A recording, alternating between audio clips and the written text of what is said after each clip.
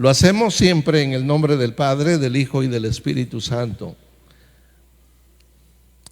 10:45, Evangelio de Marcos, dice: porque el Hijo del Hombre no vino para ser servido, sino para servir y para dar su vida en rescate por muchos.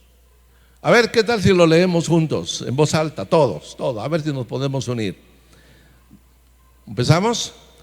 Porque el Hijo del Hombre no vino para ser servido, sino para servir y para dar su vida en rescate por muchos. Esta es una de las expresiones o declaraciones más hermosas que Jesús hizo acerca de su misión, la misión que lo trajo. Él vino no para que le sirvieran, vino para servir y dar su vida en rescate por muchos. Bien, vamos a meditar siempre en el Evangelio de Marcos, y es que creo yo que hay dos palabras claves en este versículo. Uno es servir y el otro es rescatar. Él vino para servir y rescatar. Entonces, pensemos por un momento que los rescatados somos nosotros. Nosotros somos esa parte de la creación que fue rescatada con su muerte, dando su vida.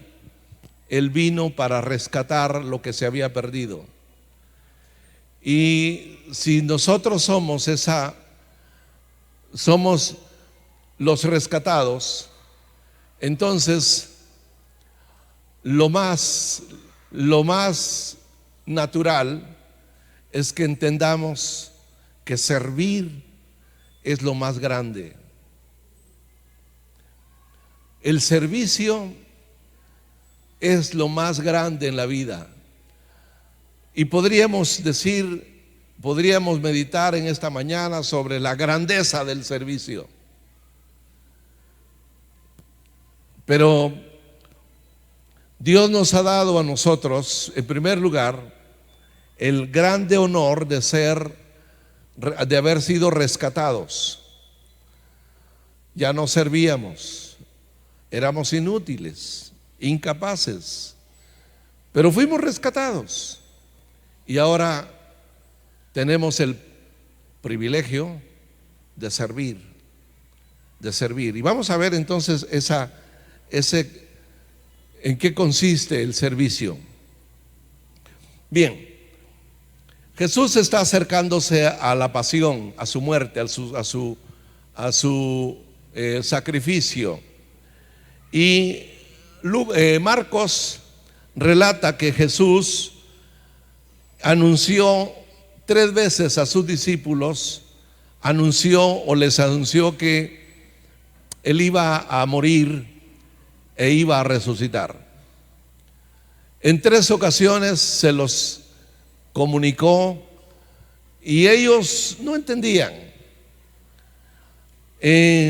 La primera vez que Marcos registra que Jesús anuncia su muerte está en el capítulo 8, verso 31. Se encuentra Jesús con sus discípulos en la parte más al norte, por los montes de Hermón, en un lugar que se llamaba Cesarea de Filipos. Allí el Señor dijo lo siguiente. A ver, ¿qué le parece si lo leemos? Es 8:31. Y comenzó a enseñarles que le era necesario al Hijo del Hombre padecer mucho y ser desechado por los ancianos, por los principales sacerdotes y por los escribas, y ser muerto y resucitar después de 3 días. Cuando Pedro oyó esto, le dio un jalón y se lo llevó aparte y le dijo: Señor, esto no puede suceder jamás. Esto es imposible y no lo vamos a permitir.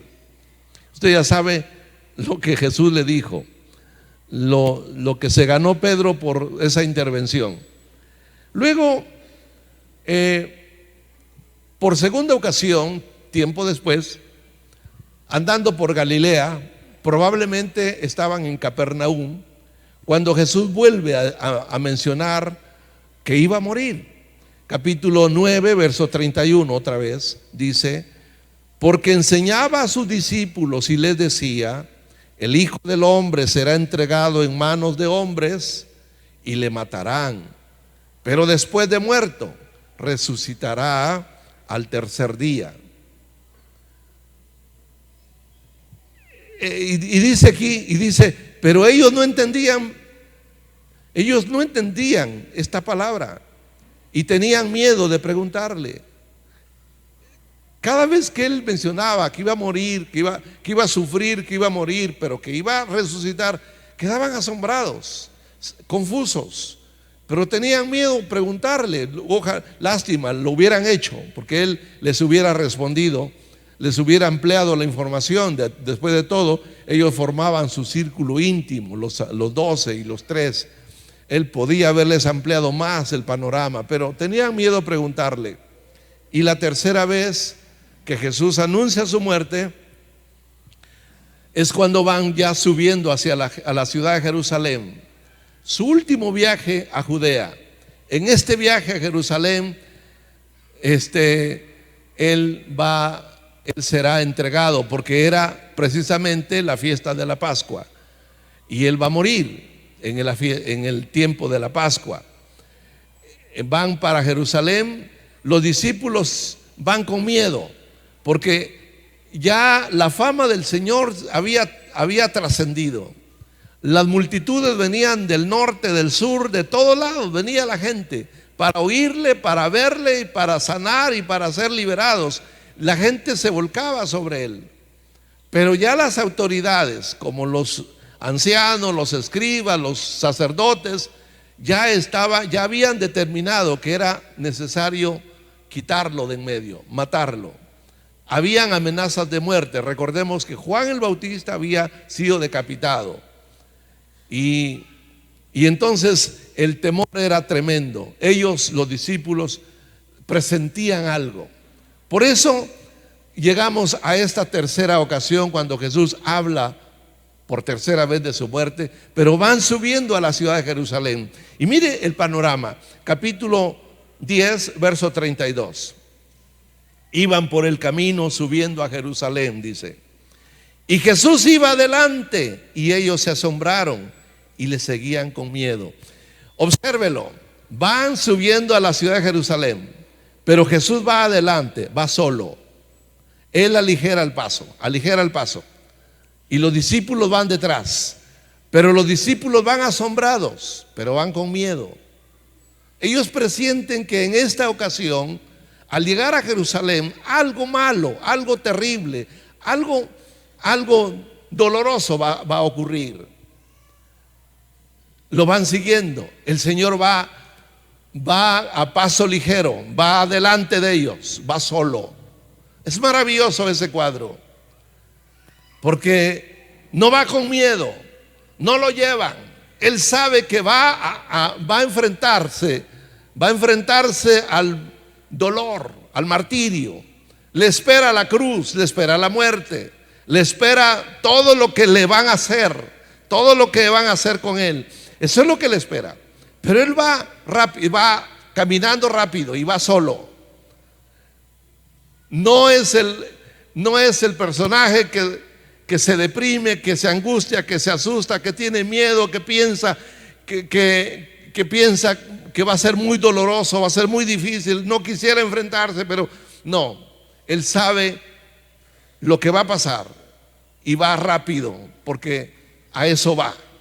Y los discípulos, sus discípulos, van detrás con miedo. Así dice el verso 32. Le seguían con miedo. Entonces, volviendo a tomar a los 12 aparte, les comenzó a decir las cosas que le iban a acontecer. Ok, a ver, acérquense, los 12.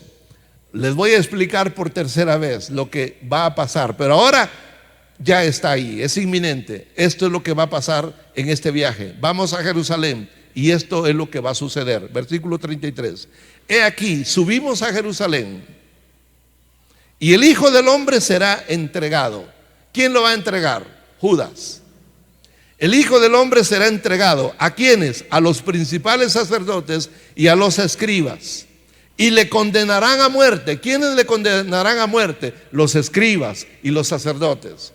Ellos le iban a condenar a muerte. Y le entregarán a los gentiles. ¿Quiénes eran los gentiles? Los romanos. Los sacerdotes, los escribas, lo iban a juzgar y lo iban a sentenciar, lo iban a condenar a muerte. Pero como ellos no estaban facultados a matar a nadie, porque estaban bajo el yugo de Roma, entonces se lo entregarían a los romanos. Los romanos harían lo siguiente, verso 34: le escarnecerán, le azotarán y escupirán en él. Eso harían los romanos y le matarán. Los romanos se encargarían de hacer el trabajo.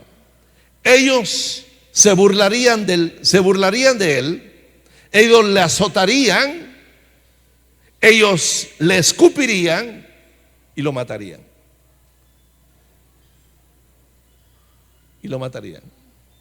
Pero por tercera vez Jesús dice, aleluya, mas al tercer día resucitará. ¿Cuántos dan gloria a Dios? Aleluya. Amén. Cada vez que él habló de su final, de su muerte, dijo que iba a resucitar. Pobrecitos los discípulos, por supuesto, porque ellos no entendían, esto no lo podían entender, era demasiado y todo era muy rápido. Fueron 3 años. 2 años de duro trabajo en el cual iban y venían, tenían que soportar el sol, el calor del desierto, las tempestades en el mar, tenían que soportar a las multitudes que se volcaban sobre ellos. Bueno, fue un tiempo muy agitado. Y es en el último año, en el tercer año, que Jesús ya empieza a decirle a ellos lo que va a pasar. Entonces, leímos el verso 45. Porque el Hijo del Hombre no vino para ser servido, sino para servir y para dar su vida en rescate por muchos. Esa era la misión. Ese era el propósito. Con esa misión vino, con ese propósito vino.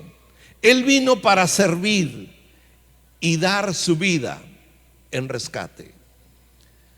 Esa fue su misión y el propósito que le trajo. Pero este versículo 45 fue la respuesta que Jesús estaba dando a Jacobo y a Juan. Porque si leemos el contexto desde el verso 35, encontramos que Jacobo y Juan, que eran hermanos ambos se dedicaban a la pesca, tenían empresa, tenían barcos de pesca. Estos 2 hombres, Jacobo y Juan, que eran, por cierto, parte de ese triunvirato que Jesús tenía especial, siempre los escogía a ellos, a Jacobo y a Juan y a Pedro, siempre los tomó para que ellos presenciaran cosas muy íntimas en el ministerio del Señor, como fue la resurrección de la hija de Jairo, como fue la noche cuando él se transfigura, y así detalles muy importantes. Él siempre se llevó a estos 3, Pedro, Juan y Santiago. Juan y Santiago eran hermanos. Así que ellos se sentían como privilegiados porque eran parte del círculo más íntimo en el ministerio del Señor. Así que Jacobo y Juan se acercan a él y le dicen: Señor, concédenos que en tu gloria nos sentemos el uno a tu derecha y el otro a tu izquierda. O sea, Señor, vamos a Jerusalén y lo más probable es que te coronen. Lo más probable es que te declaren el rey. y empiece tu gobierno mesiánico. Eso es lo que esperamos, porque esa era la perspectiva de ellos. Ellos siempre anhelaban, ellos siempre soñaron con eso, que el Mesías venía para restaurar el reino de David, un Mesías poderoso, un Mesías victorioso, imponente. Entonces ellos dicen, bueno, mira, las multitudes te siguen, la gente se alborota y se vuelca por verte, por oírte. Entonces es más seguro que el reino ya está a las puertas. Entonces, ¿sabes qué, Señor? Cuando ya se establezca tu reino, concédenos a nosotros dos, somos hermanos, concédenos ser tus primeros ministros. Queremos ser los primeros ministros en tu reino. Déjanos estar a tu lado, a tu izquierda y a tu derecha. Esa fue su petición. Y el Señor ya les aclara, les dice: ustedes no saben lo que piden, ustedes no saben lo que piden, no sé si son ustedes capaces de beber la copa que yo voy a beber y recibir el bautismo en el cual voy a ser bautizado. Y ellos dijeron: sí, nos tomamos la copa que tú vas a beber y también estamos dispuestos a ser bautizados con el bautismo tuyo. Ellos no sabían lo que estaban diciendo, porque tanto la copa como el bautismo se refería al sufrimiento. Y eso fue lo que pasó, porque Jacobo, en el capítulo 12 lo encontramos, de Hechos, y ahí fue decapitado por Herodes. Juan, el hermano de Jacobo, terminó en el exilio, en una isla, abandonado, en la isla de Patmos. Ahí recibe la visión de Apocalipsis, pero ahí termina en el abandono, exiliado y solo. A muchos la tradición dice que fue ejecutado o fue martirizado, siendo echado en un perol de aceite hirviendo. Bueno, ellos dijeron: estamos dispuestos a lo que sea, pero deja que en tu reino nos sentemos cerca de ti. Y los otros 10 apóstoles se enteraron, oyeron la petición de Juan y Santiago y se enojaron, porque dijeron: esto ya nos ganaron, ya se nos adelantaron.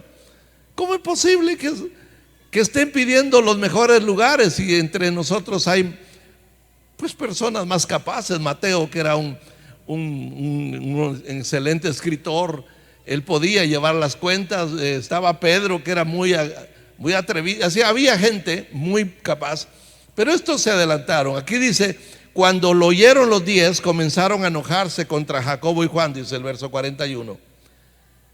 Y entonces aquí hay un problema entre sus discípulos, unos que se adelantan, otros que se enojan. Y entonces Jesús les dice: ¿saben qué, señores? Ustedes saben que los que son tenidos por gobernantes de las naciones se enseñorean de ellas, y sus grandes ejercen sobre ellas poder, autoridad. Pero no va a ser así entre ustedes, sino que el que quiera hacerse grande entre ustedes tendrá que ser el servidor. Y el que de ustedes quiera ser el primero tendrá que servir a todos. Le da vuelta a la tortilla al Señor. ¿Quieren ustedes ser grandes en el reino? Bueno, esto se llama el reino al revés. En el reino secular, o en el mundo, la grandeza es el poder. La grandeza es el poder. Entre más gente está bajo autoridad, mayor es el rango. Mayor es el rango. ¿Cuánta gente mandas? ¿Cuánta gente te sirve? ¿Cuánta gente tienes bajo tu responsabilidad? Es la pregunta. ¿Cuánta gente depende de ti? Es la pregunta. Eso determina el rango, porque así es el mundo. La grandeza en el mundo es el poder. La prueba es cuántas personas están bajo tu autoridad. Pero en el reino de Dios, dice Jesús, en mi reino, la grandeza es el servicio. Aquí no se trata de tener autoridad y de mandar, aquí se trata de servir. El que quiera ser grande tiene que servir. El que quiera ser el primero tiene que servir a los demás. Así es como va a funcionar el reino. Entonces, la pregunta es, si la pregunta en el mundo es ¿cuántas personas tienes bajo tu autoridad? La pregunta en el reino de Dios es ¿a cuántos sirves? ¿A cuántos has servido? De eso depende la grandeza. En el reino de Dios no hay rangos, no hay escalafones, no hay jerarquía. La jerarquía la hacen los hombres.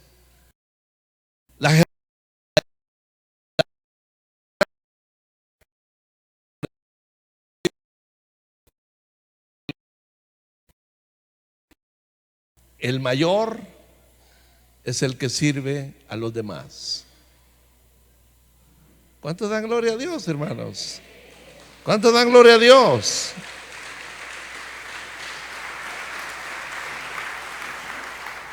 ¿Por qué servir a los demás? Bueno, porque nosotros no valíamos nada. Fuimos rescatados de nuestra vana manera de vivir, dice Pablo. Nuestra vana manera de vivir consistía en hacer todo lo que no sirve, todo lo que no vale. Pablo lo dice en Efesios. Antes ustedes servían a dioses que no son dioses. Antes ustedes servían a objetos que no tienen vida, que no tienen vida. A eso les servían. Y caminaban ustedes.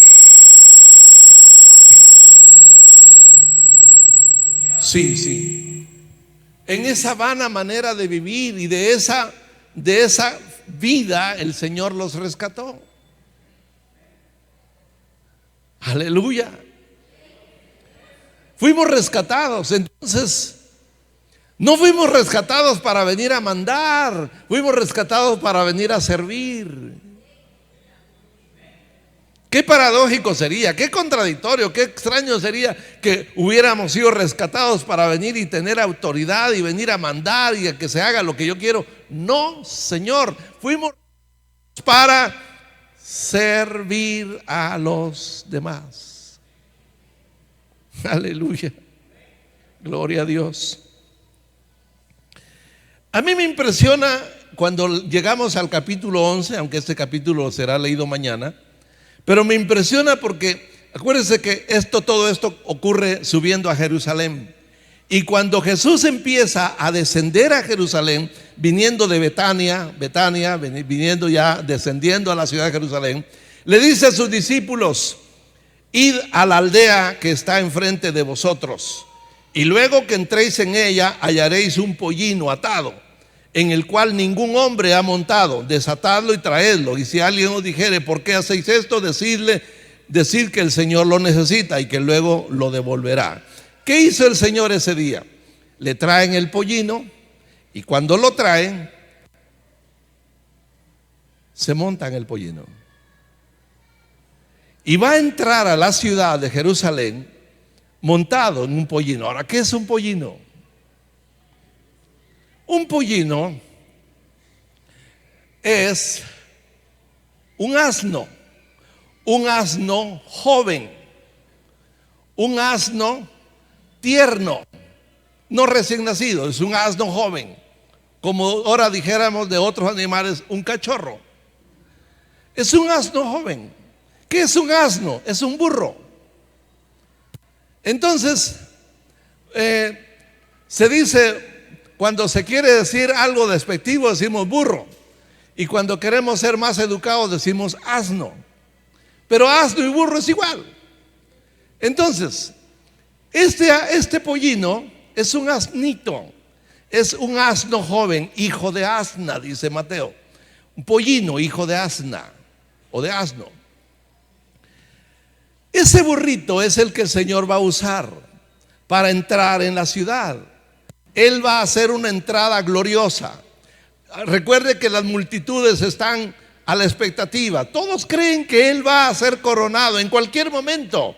Él estaba en condiciones de enfrentar a las autoridades, tanto religiosas como políticas, y destruirlas y hacerlas a un lado y demostrar su autoridad divina e imponerse y sentarse en el trono y restaurar el reino de David.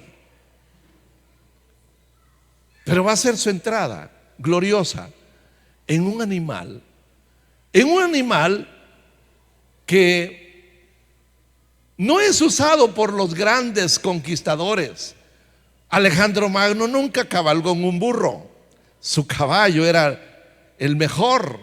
Los faraones, los grandes generales que se conocen en la historia como conquistadores, siempre usaron hermosos caballos de sangre, pura sangre, de lo mejor para ellos. Jesús va a usar un burrito, un asno. ¿Qué es el asno? El asno es un animal de trabajo, es un animal de servicio, es un animal de carga, es una bestia de carga. No es atractivo. Usted nunca ha visto usted exhibición de burros, nunca. Porque no, ¿qué atractivo tiene un burro? Sus orejas son grandes, sus orejotas son grandes, su estatura es bajita, su cola es chiquita y en la punta tiene muchas hebras. Es feíto el animal. Es un animal feíto, pero de mucha utilidad, porque es un animal de carga, de trabajo. Era de mucho valor y lo es todavía. Usted vaya al altiplano y ahí va a encontrar a los burritos atados atrás en el corral comiendo tusa. Los usan mucho porque son de mucho servicio. Así que se dice que el burro es un animal muy sufrido porque él vive solo para trabajar. Y cuando el dueño lo carga, le echa leña, le echa las maletas, y sobre las maletas y la leña se sube el dueño. Y ahí va el burrito cruzando las patas con la carga y el dueño encima. Tiene una fortaleza tremenda. Ese fue el animal que el Señor va a usar para entrar glorioso a la ciudad de Jerusalén, porque eso fue lo que había dicho el profeta Zacarías 400 años antes. Zacarías dijo: oh, hija de Sión, dice, he aquí tu rey viene glorioso, victorioso, montado sobre un asno, hijo de asna, sobre un pollino, hijo de asna. Así lo había dicho el profeta, y esto era lo que se iba a cumplir ese día. Jesús iba a entrar victorioso después de 3 años de mover a las multitudes, sanar, restaurar y enseñar todo lo que concierne al reino de Dios.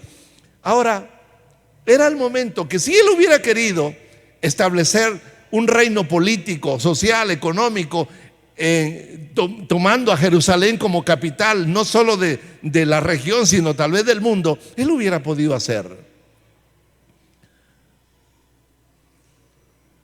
Así que está entrando en un animal que no es de fama, no es un animal atractivo, es un animal de servicio, de carga, de trabajo. Pero hay algo muy especial en el asno, algo muy especial. Resulta que en la ley de Moisés, en el capítulo 13 de Éxodo, encontramos la ley de los primogénitos.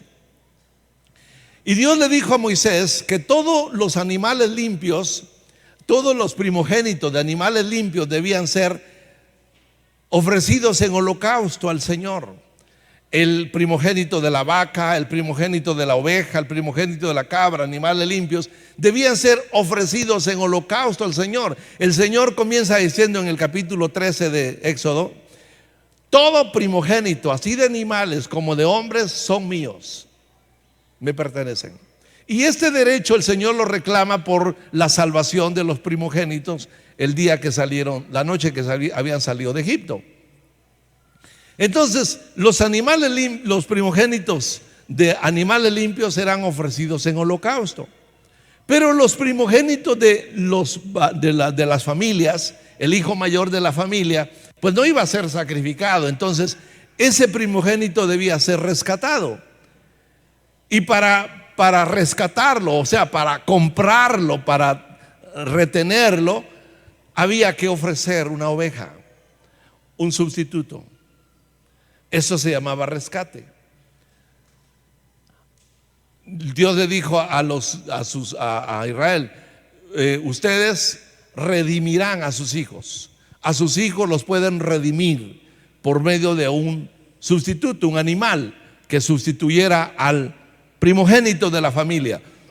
Ese animal iba a ser sacrificado en holocausto en lugar del primogénito. Pero en ese orden entran los asnos.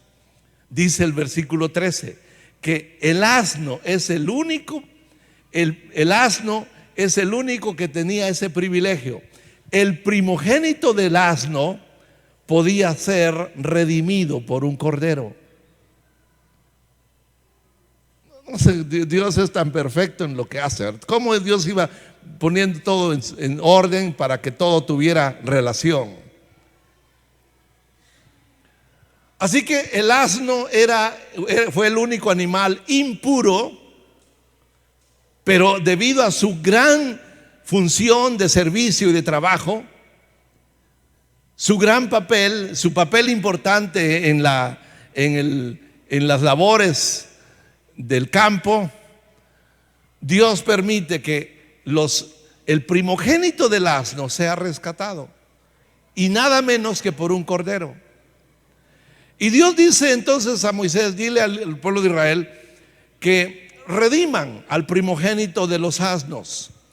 Pero si no lo quieren redimir, o sea, no lo quieren rescatar, entonces deben quebrarle el cuello, quiébrenle la nuca y mátenlo. Pero si lo quieres retener, entonces ofrece un cordero para que ese primogénito viva. El cordero rescata al asno. El asno era rescatado como primogénito, era rescatado por un cordero. Es posible, no sé, tal vez podría ser que el asno que llevó al Señor en su entrada a Jerusalén fuera un primogénito.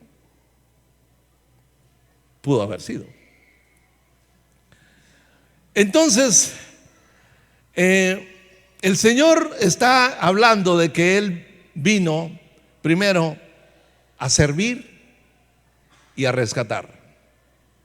A servir y a rescatar. Rescatar es redimir o pagar un precio. Rescatar es recobrar algo que se había perdido. Lo rescaté. Lo rescaté, decimos, cuando encontramos o recuperamos algo que se nos había perdido. Rescatar es recuperar algo que ya no servía, se arruinó, pero logramos rescatarlo, lo arreglamos otra vez y ahora vuelve a servir. Eso es rescatar. Rescatar también es salvar a alguien que está atrapado, cautivo o arruinado. Alguien que está atrapado en una crisis, en una circunstancia, en una situación de muerte, de peligro, de riesgo extremo, lo rescatan. Alguien que está cautivo porque lo secuestraron o por lo que sea, eso es rescate. Dios rescató a su pueblo de la esclavitud en Egipto. O alguien que está arruinado y viene alguien a ayudarlo, a rescatarlo de su ruina. De hecho, la palabra dice que Dios envía su palabra a los hombres y su palabra los rescata de su ruina, de su ruina. Dios envía su palabra y su palabra rescata a los hombres de su ruina. Eso dice el Salmo 120, me parece. Entonces, eso es rescatar. Jesús vino, Jesús dio su vida en rescate, dice el versículo, en rescate por muchos. Por muchos. Por muchos significa que no todos serán rescatados. ¿Por qué? ¿Por qué no todos? Porque no todos van a aceptar que Jesús es el único que puede salvarnos. No todos van a reconocer que Jesús es la única salvación que el hombre tiene. Habrán cientos de miles que seguirán creyendo que pueden salvarse por sus propios méritos, por sus propias fuerzas, con su propia sabiduría. Así que el rescate fue por muchos, pero no fue por pocos, porque desde que comenzó la iglesia hasta hoy son millones, como lo vio Juan en el libro de Apocalipsis, una multitud que no se podía contar, que con palmas en sus manos adoraban y alababan al Cordero que está sentado en el trono. Muchos rescatados. Él dio su vida en rescate de muchos. Entre esos muchos, ¿está usted? ¿Usted se siente rescatado? Amén. Aleluya.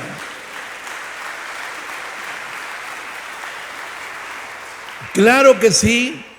Si estaba perdido, si ya no servía, si estaba atrapado en el pecado, si era cautivo del diablo y mi vida estaba arruinada,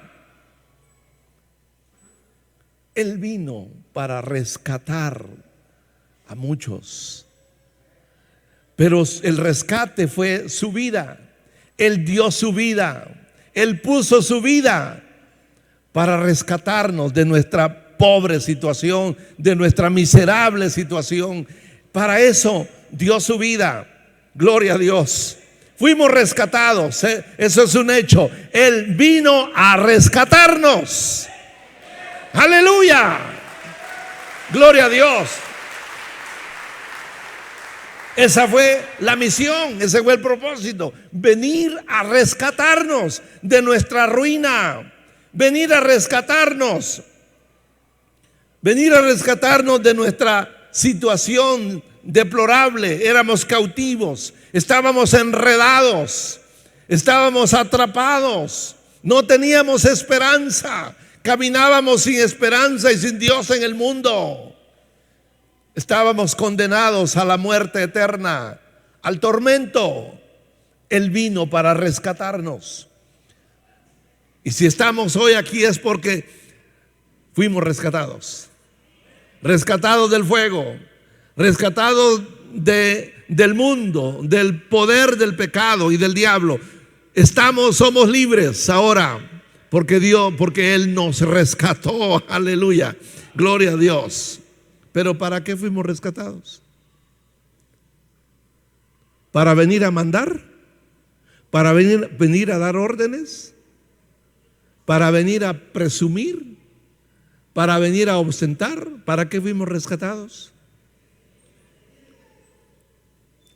Pablo le dice a los tesalonicenses: ustedes son un ejemplo de las demás iglesias, porque ustedes se convirtieron de los ídolos para servir al Dios vivo y verdadero.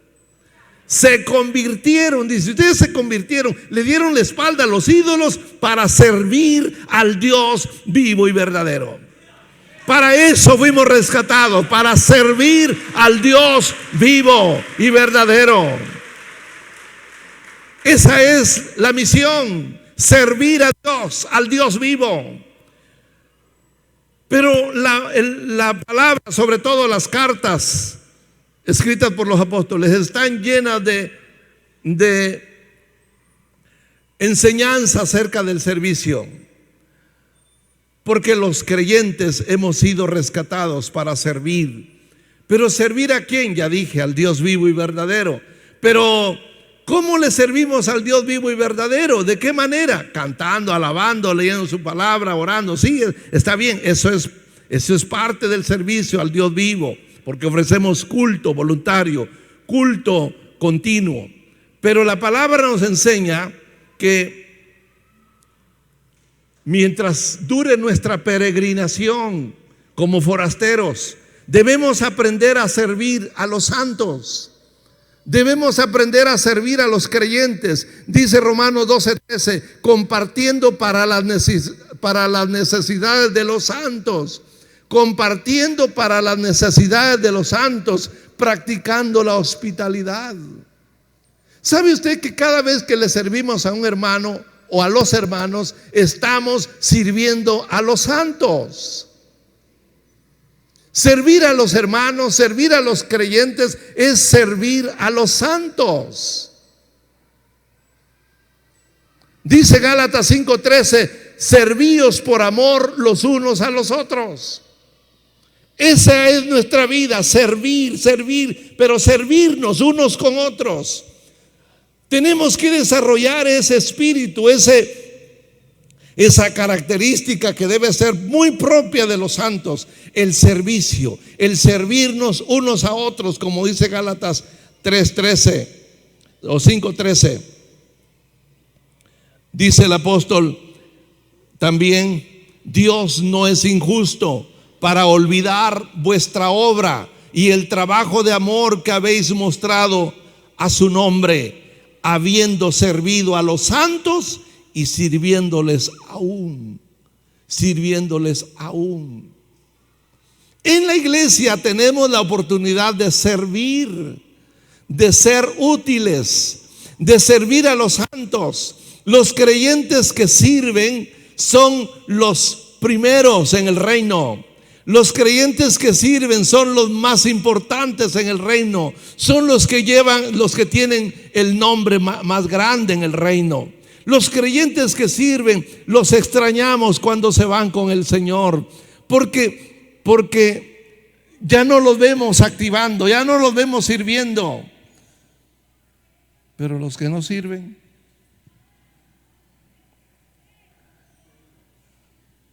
porque habemos creyentes que no nos gusta servir. No sé si ya entendimos que fuimos rescatados y lo que vale ese rescate. No sé si realmente lo entendemos y lo valoramos, pero ese es el plan. Él vino para servir, no para ser servido. Vino para dar su vida en rescate de muchos, y entre esos muchos estoy yo y usted. Pero vino para enseñarnos a servir. El que de ustedes quiera ser primero, tiene que servir a los demás. El que quiera ser grande, sea servidor de todos. Así funcionan las cosas en el reino de Dios. Hace poco dije, hermanos, necesitamos diaconisas. Ahí están los formularios. Hermanos, necesitamos diáconos que nos ayuden. Yo le dije ahí a las hermanas, les voy a dejar solo 10 formularios a ver si alcanzan. Y no se fue ni uno. Ni uno. ¿No cree que eso no es normal? Eso no es normal.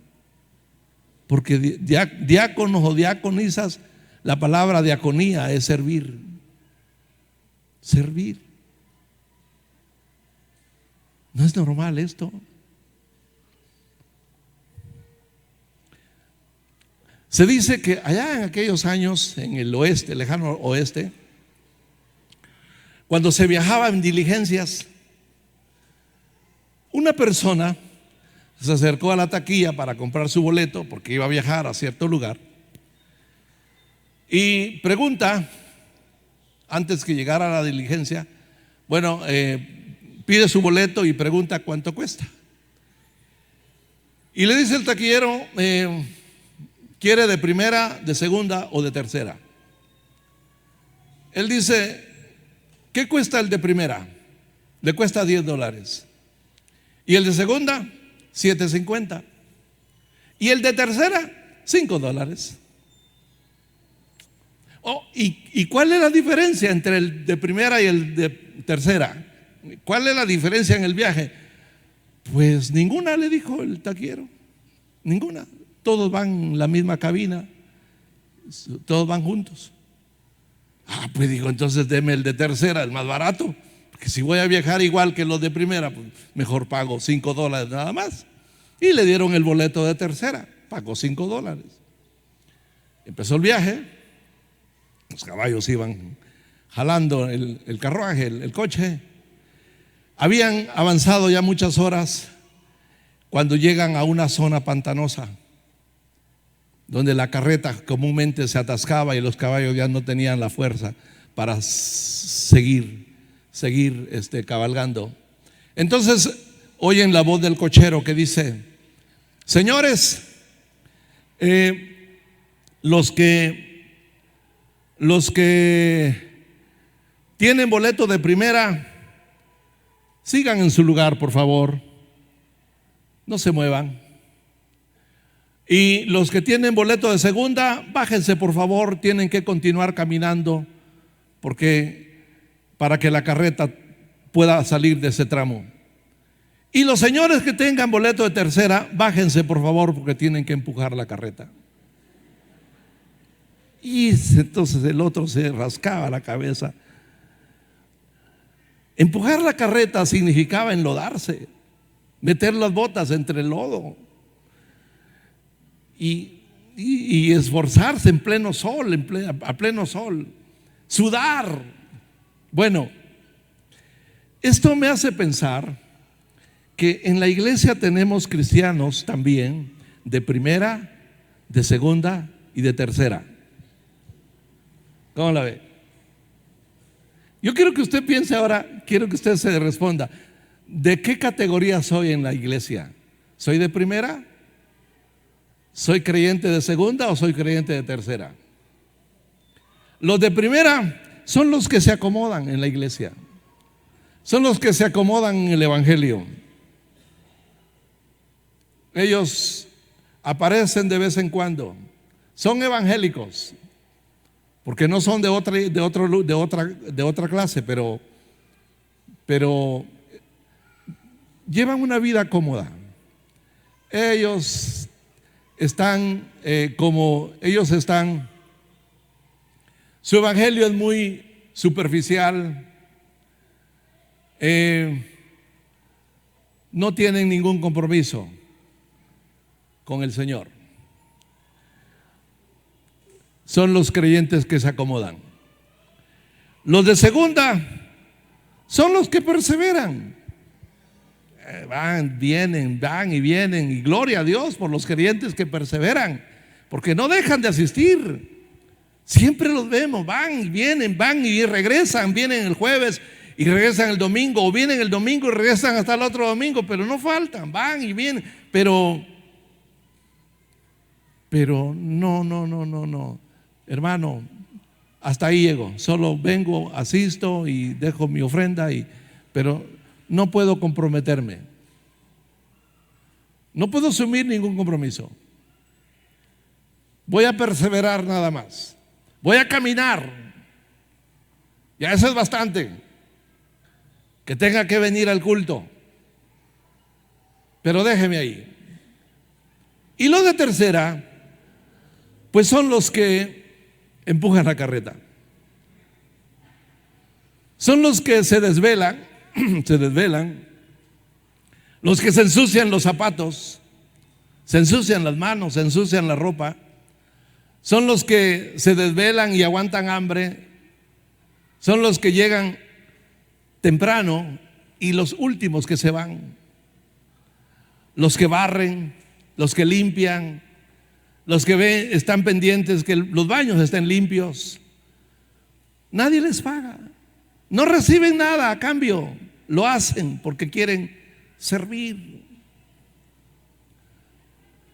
son los que se ensucian las manos, son los que se sacrifican. Ellos empujan la carreta, son los que van empujando.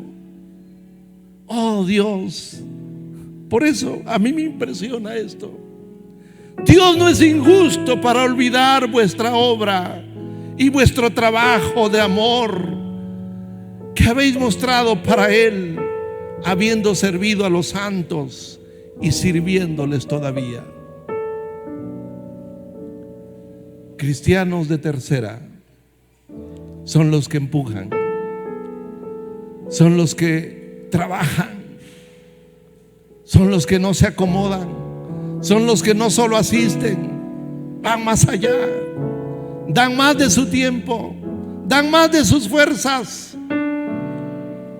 sacrifican un poquito más a su familia. Tienen que correr, asumen papeles como liderazgo de células, asumen papeles como anfitriones de células. Yo doy mi casa. Eso es esclavizante, porque hay que estar 52 veces al año con la casa abierta para recibir a los santos. Anfitriones que yo conozco que tienen 10, 15, hasta 20 años, que han sido leales abriendo su casa todas las semanas del año. Líderes que no han soltado la visión, que se van corriendo, no tienen tiempo de cenar. Dicen: cuando regrese vengo a cenar. Llegan a las 9, 10 de la noche a su casa y a las 5 de la mañana tienen que salir para su trabajo. Son los que empujan. Es la gente que hace que el reino de Dios sea dinámico. Yo quisiera invitarle a usted esta mañana que acepte el desafío. Jesús dijo: yo no vine para ser servido, yo no vine para mandar, vine para servir. Oh, si aquel burrito hubiera sabido que el que llevaba en sus lomos era nada menos que el creador de todas las cosas.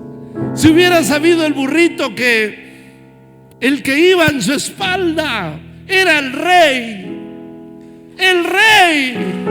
el Señor. Oh, hermanos, los creyentes de tercera son como el pollino. Dios los va a usar. Dios los va a usar para mostrar su gloria a través de su humildad, a través del servicio. El Señor, creo yo, visualizó a su iglesia como una familia de gente trabajadora, de servicio, de sacrificio, como una familia que trabaja por su reino, no como gente religiosa, no como una religión, no, sino como una familia que trabajamos y nos ayudamos unos a otros, sirviéndonos unos a otros. Eso es el reino de Dios. Aprendamos a vivir en el reino. No que a veces llegamos y ni siquiera saludamos con el que nos topamos. Es un santo. Son los santos. Los que venimos aquí somos los santos los santos de los últimos días. ¿O no? A ver, yo lo vuelvo a preguntar: ¿somos o no somos los santos de los últimos días? Claro que sí, hombre. Claro. Pero no somos mormones. No somos mormones, somos los santos de los últimos días. Así que cuando usted vea a los hermanos, recuerde que estamos para servir a los santos. Lo que yo pueda hacer por usted, lo que usted pueda hacer por mí, es servir a los santos. Seamos más dinámicos, que su vida deje huellas, que cuando usted se muera lo extrañemos, Que se diga de veras, este fue un héroe, que aparezca ahí como un héroe de la fe, porque sirvió a los santos. Porque si Él no vino para ser servido, sino para servir, pues ¿qué corona tenemos nosotros para esperar que nos sirvan?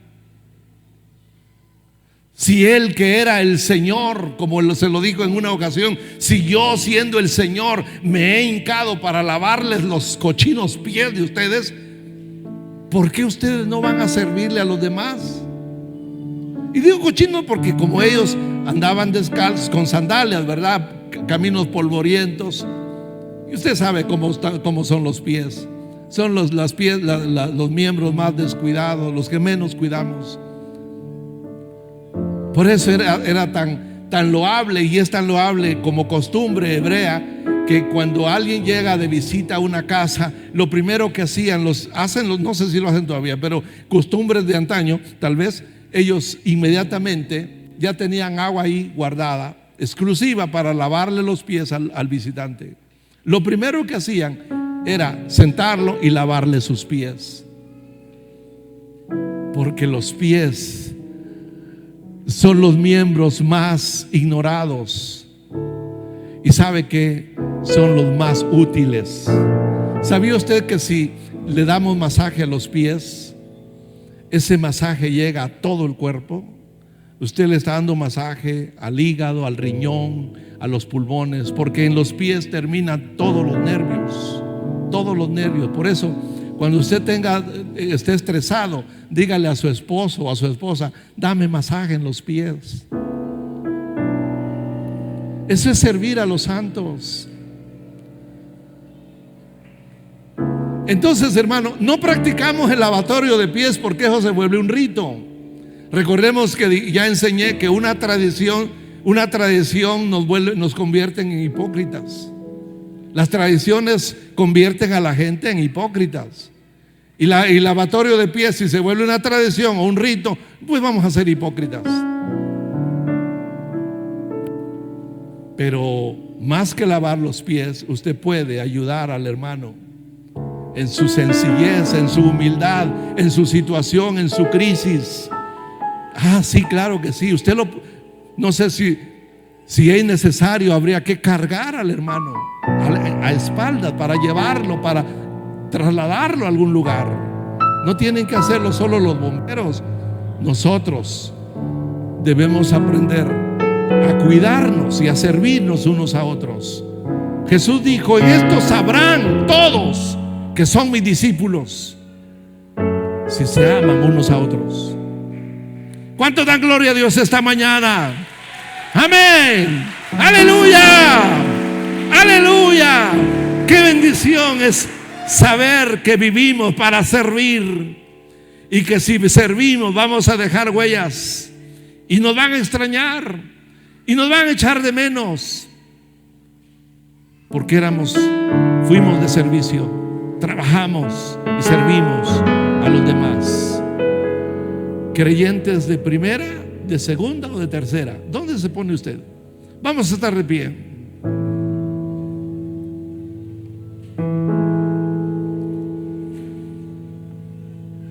Rescatados no para mandar, rescatados para servir. Para eso vino para rescatarnos y enseñarnos a servir. Oh, aleluya, aleluya, gloria a Dios, aleluya. Vamos a alabar al Señor, vamos a adorarle. Yo no sé qué tengan mis hermanos, pero vamos a adorar al Señor. Él es digno, Él merece toda nuestra admiración, toda nuestra alabanza, porque somos esos primogénitos rescatados del fuego. Aleluya. Yo quiero más de ti, y habitar en tu presencia. Vengo para día seré más como tú. Yo quiero más de ti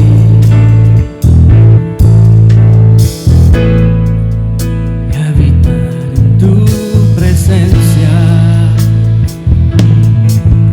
Menguar para que crezcas tú y cada día ser más como tú. Quebranta mi corazón, quebranta mi vida, entrego mi voluntad a ti. Todo lo que soy, Señor, todo cuanto tengo es tuyo. Yo quiero menguar para que crezcas tú. Yo quiero más de ti y habitar en tu presencia. Díselo, iglesia. Menguar para que crezcas tú y cada día ser